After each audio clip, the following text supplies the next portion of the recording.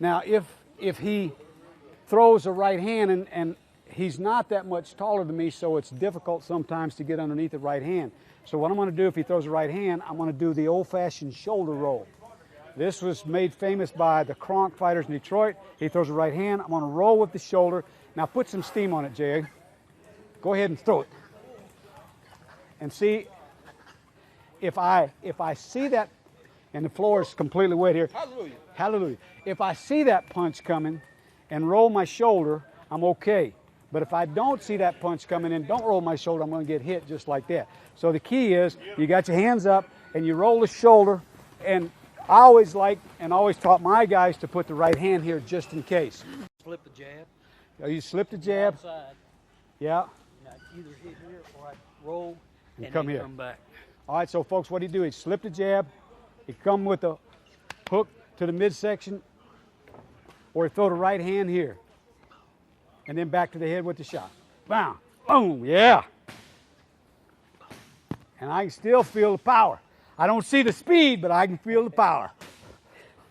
Speed's in here. There you go, buddy. Come on, give me a couple shots here. Right hand, left hook. There you go. Ah, give me 3 or 4. Still get it. All right, Ken. Thank you, brother. Yes, sir. Thank you. Okay, folks, we're going to do some drills with Jonathan Reed Dog Reed.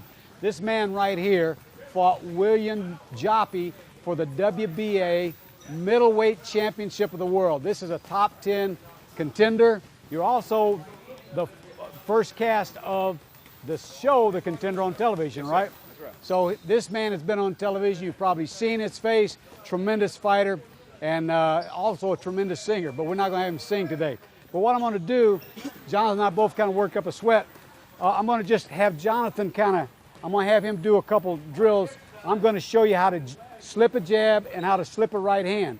So Jonathan's going to stick the jab, and I'm going to basically turn my shoulder to the right, let the jab slip over my hand. So go ahead and put a little steam on it, and I'm going to raise it here in case he shoots it a little high. But basically, the way you slip a jab is you turn the shoulder, let the jab go over your shoulder. You just kind of roll the shoulder a little bit and let the jab go over. Now, when you come back, the man is going to throw a right hand. So when he throws a right hand, I want to roll his shoulder this way. So I'm going to slip this way, and then I'm going to come back, slip this way. Slip, slip. He's really going now on borrowed time at 33 years old. I think the Virgil Hill fight is going to be a big test for him, a big fight, and I think that's really going to be where he's going to have to, depending on what happens in that fight, he will make a decision about his career. I think that if he wins, he will move up, and I think he should call it. And if he could win one more title fight, he should get out of the game. It's a dangerous game at this stage of your career. You start to get hit a little bit more. The punches affect you a little bit more, so it's a dangerous time for him. Well, you got to appreciate the fact, the way that Tommy has never really played with the public. He doesn't retire and come back, and he's made his commitment to boxing, and he's stuck with it. So you got to think that when he does call it quits, that will be it.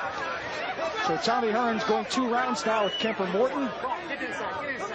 It's excuse me, that was a few months ago. And Now, I'm not real excited about getting wet, but I'm going to get in close to my man here and show you a couple more things. If I've got a big, strong man like this and I'm inside and all of a sudden he catches me with something, boom, and I'm hurt, the first thing I want to do is I want to hold. And if I'm holding a man, what I'm going to do is I'm going to lock my elbow or my arm right below his elbow.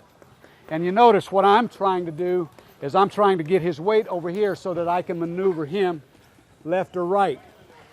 And, same thing, if I catch him here and lock, I want to hold so that I can lock him. I'm in position. I've got my hand here and I've got this one here, so I can clear my head long enough to get back into the fight and not get knocked out. So here's a world-class fighter with all these great strikes.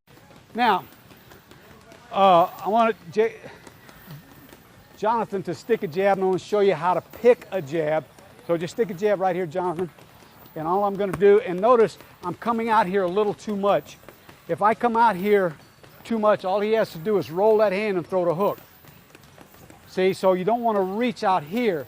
When you pick a jab, you want to pick the jab and go to the side. Over to the side and right back, because the man is going to throw a left hook right behind that jab, and you got to be ready. Pick and grab. So you pick it and catch it. Pick it and then catch it, because you're coming back with a hook. All right, J.R. Spears. See you, brother. No, I won't be back, my boss. I'll see you soon. I'll be here for your bout. All right, so. You need to go running, son. Flip the jab. Oh, you slip the jab. Outside. Yeah. And I'd either hit here or I'd roll and come then here. come back. All right, so folks, what he do? He slip the jab. He come with the hook to the midsection, or he throw the right hand here, and then back to the head with the shot. Bam, boom, yeah. And I can still feel the power. I don't see the speed, but I can feel the power. Speed's in here. There you go, buddy. Come on, give me a couple shots here. Right hand, left hook. There you go. Ah, give me 3 or 4. Still get it. All right, Ken. Thank you, brother. Yes, sir. Thank you. Weighs 202 pounds. He hails from Tyler, Texas, Gary Butler. His opponent in the blue corner, wearing the dark blue trunks with white trim and blue accessories. He weighs 203 1/2 pounds. His professional record, 23 victories, 1 defeat. He has 15 knockouts. He hails from Laverne, Tennessee, Keith McKnight. 8 rounds, heavyweights. All right, you guys know the rules, okay? I'm going to go over 2 important rules here, okay? There's no standing 8 count. The fighter cannot be saved by the bell except the final round. Any questions here? Any questions here? Shake hands. Let's have a good fight. Heavyweights scheduled for 8 rounds. Keith McKnight. McKnight, an up-and-coming heavyweight, 23 years old, from Laverne, Tennessee, a record of 23-1 with 15 knockouts. And his opponent in the white trunks, Gary Butler, who's 32, who lives in Tyler, Texas, outside of Dallas.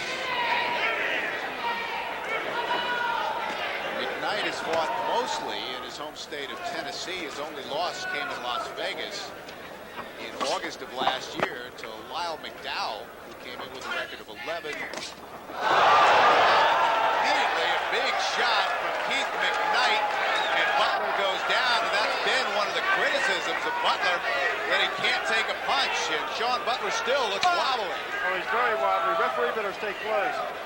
Keith McKnight. McKnight goes right to work. And once again, Butler goes down. McKnight is a fast starter. Butler still hurt. Still wobbling around. Trying to shake it off. Trying to loosen up. When you're tight and you get hit, get caught cold like he got caught in his first round, he's trying to loosen up. He knows what he needs to do. He can't just stand there and take big shots like he's doing. Got a long time to survive here in the first round. That right hand lands and staggers Butler, and Butler is out. Houston Perkins, the referee, stops it. Good call by the referee.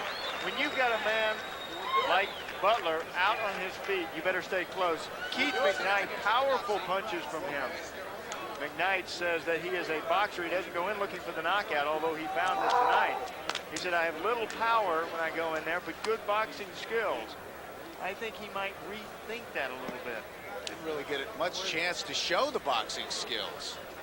No, he Did show the power. Good chance of showing the power, and here it is. Taking a look at it again. Walking in, Gary Butler, his hands down, correct, right on the button. The back foot of Gary Butler froze, and down he went to his back, shook his head a little bit, tried to shake out the cobwebs, but he couldn't do it because Keith McKnight was all over him, and it was good night to Gary Butler. Or a bad night Actually, Gary Butler. Butler is one of those guys who started with a lot of potential. He began boxing in the Army. He was good enough to go to the Olympic trials in 1988, but really has struggled as a pro.